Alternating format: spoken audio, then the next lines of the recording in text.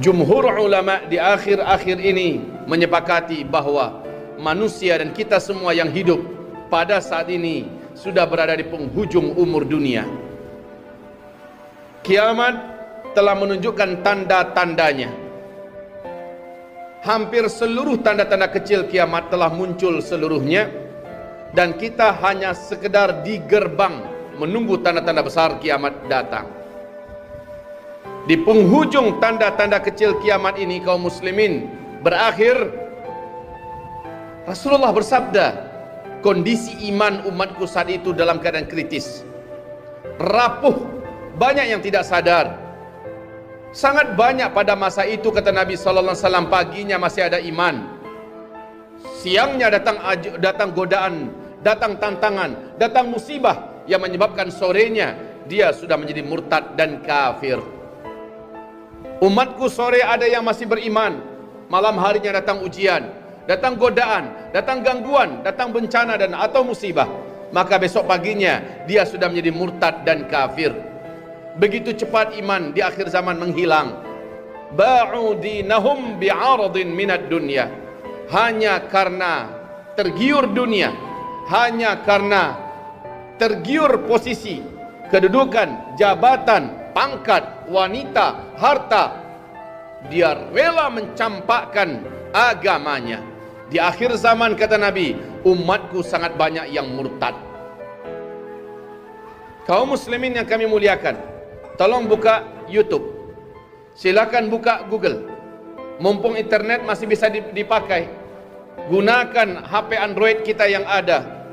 Coba tulis di situ penyebab-penyebab seorang muslim menjadi murtad, atau tulis yang lain, 10 penyebab keimanan hilang dari dada, atau buka juga 10 pembatal syahadat, atau buka juga 10 penyebab seseorang keluar dari Islam. Seluruhnya akan sama.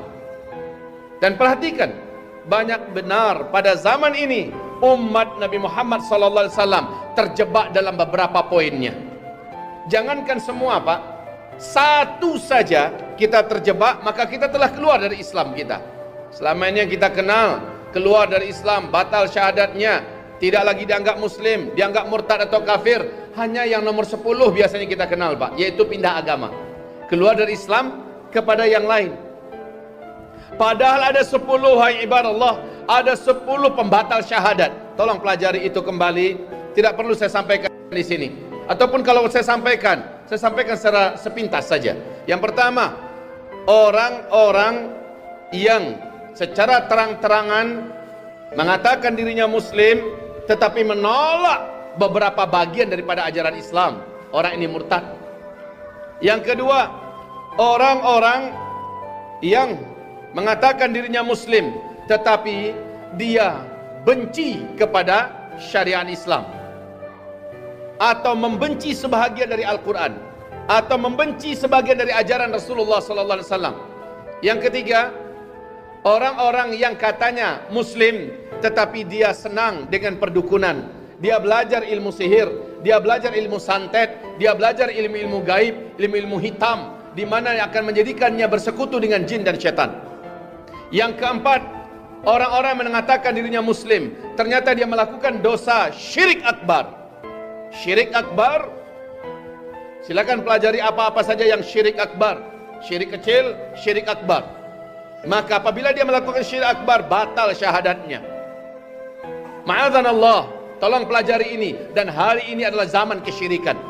Tolong buka Al-Quranul Karim, surat An-Nur ayat 55. Allah menyatakan pada zaman di mana Islam sedang tidak memimpin dunia, kesyirikan merata di mana-mana di muka bumi ini.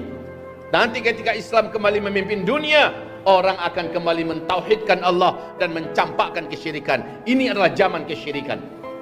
Yang kelima, dia menyatakan dirinya muslim, akan tetapi dia mentertawakan, mengejek, mempermainkan, atau bisa jadi dia menganggap ajaran Nabi Muhammad, yaitu Islam ini memang baik, tetapi ada ajaran yang lain juga sama baiknya. Maka orang yang meyakini demikian, batallah syahadatnya.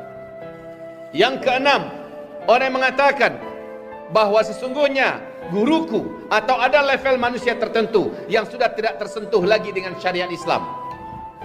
Dia sudah sampai ke maqam di mana syariat itu hanyalah kulit.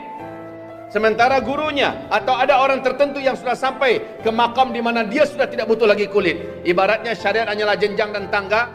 Kalau dia sudah sampai ke tingkat yang tinggi, tangga ini sudah tidak dibutuhkan, maka dia sudah tidak ada lagi kewajiban syariat baginya. Enggak wajib salat, enggak wajib puasa, bahkan dia berzina pun tidak lagi berdosa karena makamnya sudah tidak lagi di makam syariat. Apabila ada yang meyakini demikian, batallah syahadatnya.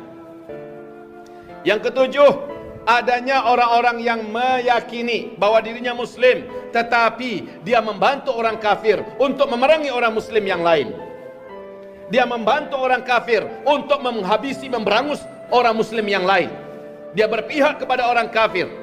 Kaum muslimin yang kami muliakan, yang kedelapan, apabila dia menyatakan dirinya muslim, ternyata ma'adzanallah, semoga Allah melindungi kita wahai ibarat Allah yang kami muliakan, orang ini terang-terangan memberikan wala', memberikan loyalitas, mengangkat orang kafir sebagai pemimpinnya dan menyenangi orang kafir yang memimpinnya dan membenci kepemimpinan orang-orang Islam.